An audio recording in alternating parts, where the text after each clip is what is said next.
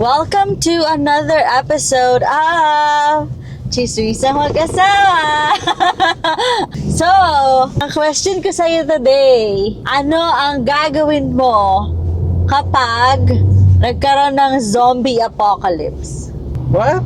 Anong gagawin mo pag nagkaroon ng zombie apocalypse? Ama, magagamit ko na yung mga video game skills ko, no? Oo nga, ano nga yung mga skills na sinasabi mo? Yung plano mo, kunwari, anong gagawin mo? Depende gaano kalaking zombie apocalypse. As in zombie, yung katulad na napapanood Anong natin level sa... muna? World War Z o Day of the Dead? Mga ganong... Walking Dead levels. So Walking Dead zombie. mabagal yung mga zombie pero may utak. Sige. Or, yung mga zombie ay katulad nung nasa movie nila Park Shin-hye. Anong title nun? Yung Alive. Ay, yung Alive zombie din yan. Yung nasa movie na Very Alive. aggressive, tapos Kaya marunong umakyat ng building. Yung may utak talaga yung mga zombie. So, what would you do? Kunyari, overnight lang nangyari lahat. As in, virus siya. Ang dami na agad. Natulog lang tayo, tapos magising natin. Hindi ka makababa ng Oo. building. At yung katulad ng Alive, kasi nasa condo din naman. Nasa building din naman tayo. So, ano yung plano natin? Pakamatay na. Baka susuko na agad sa buhay. Ano kaya yun? Ang gawin natin. Wala kang rope, Pab, kasi wala kang rope. Wala tayong rope sa bahay. Ang pinaka malapit natin sa rope, strong tali. So, hindi kaya mag-rappel pababa. Wala kasi tayo mga pang emergency, mga ganon, rappelling, equipment, wala tayong ganon eh. Meron ba emergency equipment na may pang-rappel? Bakit? Yung iba meron. Ganon sila ka-OA. Doomsday prepared. Sige. Yung iba meron. So tayo, wala tayong preparation sa zombie apocalypse.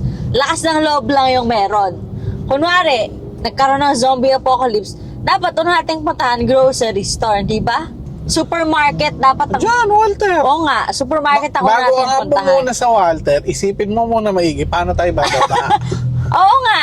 Sa bagay, kasi hindi nagagana yung elevator. Kasi nga, ganun yung mga zombie apocalypse, So, diba? sabihin natin gumana yung elevator, hindi ka pwedeng mag-elevator kasi tumutunog siya ng ting! Oo, mag-a-attract siya ng yung zombie. So, Ang naisip ko, pirate exit.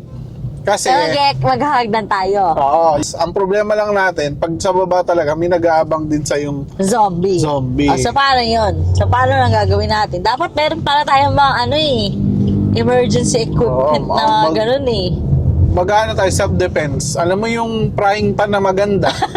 Yung matibay. Yun na lang ang pwede natin. So, sa gamit natin sa bahay ngayon, ano yung tingin mo equipment na pwede nating magamit kapag may zombie apocalypse na? Weapon-wise. Wala, cordon. Yun na, frying pan. Frying pan. Ano pa? Hindi mo naman sila pwedeng i-disinfect kasi yun lang may mga tayo pang cleaning products. Alcohol. Wala na alcohol. Pwede. Okay. So, wala. Hindi tayo mabubuhay. Susuko na lang talaga. Pwede Susuko nga tayo, mabubuhay. Hindi nga talaga pwede mag-rappel pababa kasi straw lang yun. Meron tayong mga bakal-bakal. Like? Anong bakal sa atin? Wala. Yung lagayan ng kurtina lang. Ayun. So yun na lang yung equipment Kahit mo. manipis yun. Pangpukpok sa mga zombie, ganyan. Pwede. Ano kaya yun? Di mamamatay tayo agad. Kasi di agad tayo mag-layer ka lang, mag-layer para pag kinagat ka, hindi tatagos yung ipin sa balat. agad. Okay. So kunwari, tayong dalawa lang natira dyan sa building natin na hindi na lang zombie. Malas naman. Tapos, nakagat pa ako. Anong gagawin mo na? Papakagat na lang din ako. Susuko ka na. Wala nang magsusurvive. Ano kaya yun? Kaysa naman mag-survive kang mag-isa, malungkot yun. O kaya, kunwari naging zombie na ako, magpapagat ka sa akin. At babalik ko sa yung tanong. Kung magiging zombie ako, papakagat ka. Kung ako na lang mag-isa. Oo, kasi yun naman hindi ko na kaya naman. Hindi ko na kaya. Same din. Paano pa ako mabubuhay pag zombie ka na? Yung sa mga movie kasi, katulad ng isang movie natin na Marami pa napanood. may mga ibang grupo-grupo pa sila eh. Bukod doon, kunyari yung asawa niya naging zombie, tinali niya sa loob ng kwarto para hindi makalabas. Para, malay mo nga naman, may gamot, maggamot Hindi niya. ko So itatali mo ako dun sa loob ng Hindi ko kwarto. kaya. Tapos binibigyan niya na lang ng pain. Kunyari, bibigyan niya ng tao, papakain niya sa Hindi ko asawa. kaya yun kasi matatakotin ako eh. So, matatakot ka sa akin kahit zombie na ako. Zombie ka eh. Siyempre, zombie ka nga eh. Eh, sama mo nga ako eh. Ba't ka matatakot? Parang same na tanong lang din yan. Mamali mo ba ako kung iuud ako? Uod ka eh. Paano mangyayari Oo yun? nga eh, pero asawa mo pa din ako. So, dapat, alam mo na asawa mo pa din ako. Oo, pero matatakot pa din ako. Eh, hindi mo na ako lalapitan pag nag-zombie. Para kung papakagat sa akin, eh, takot ka nga. Yan. So, tingin mo ba kapag nagka-zombie apocalypse, kaya mong pumatay ng zombie? Oo naman. Sigurado ka? Oo, really ko kaya ko. Paano? Unless hindi ko siya, unless kakilala ko talaga siya. Kunwari. Ano, kuya, stranger, tapos Oo. zombie lang. Oo.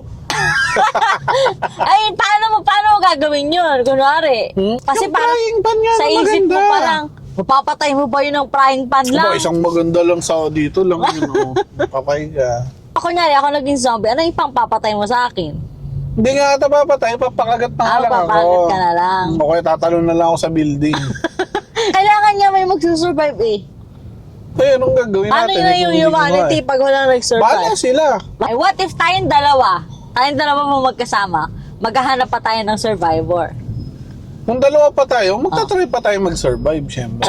Na. So kung dalawa tayo, okay lang, susurvive tayo. Pupunta tayo sa supermarket kasi doon maraming pagkain. Maraming stocks. Doon marami rin zombie kasi supermarket yun eh. Totoo din naman. Hindi tayo pwedeng pumunta sa palengke. Ay, yung mga convenience store. Like Pwede, 7-Eleven. 7-Eleven, Diba? pwede. 7-Eleven. Pwede. Pero kunwari, ayan, nasasakyan tayo, tapos biglang may zombie na bumubulaga. Na-imagine ko yung itsura mo, takot ka eh. Aba, syempre. Yung survival skills ko, constant. Oo. Kumbaga, hindi magbabago yun eh. Kasi wala naman ako ibang pinagkuha ng video games lang. Ang survivability ko ay nakadepende sa type ng zombie.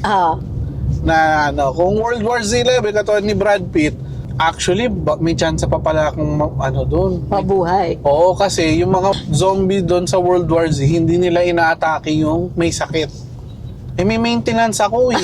So, hindi nila ako So, atakihin. safe ka. Oo, Safe safe. ka. Feeling ko, safe ako kasi may type 2 ako eh.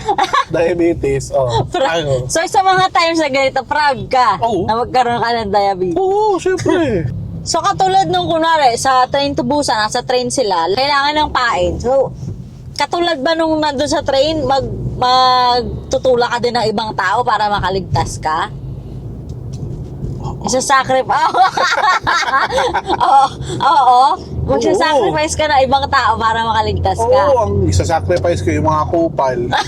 Kunwari, lalo na kapag meron kang anak na ililigtas. Oo. May mga ganun.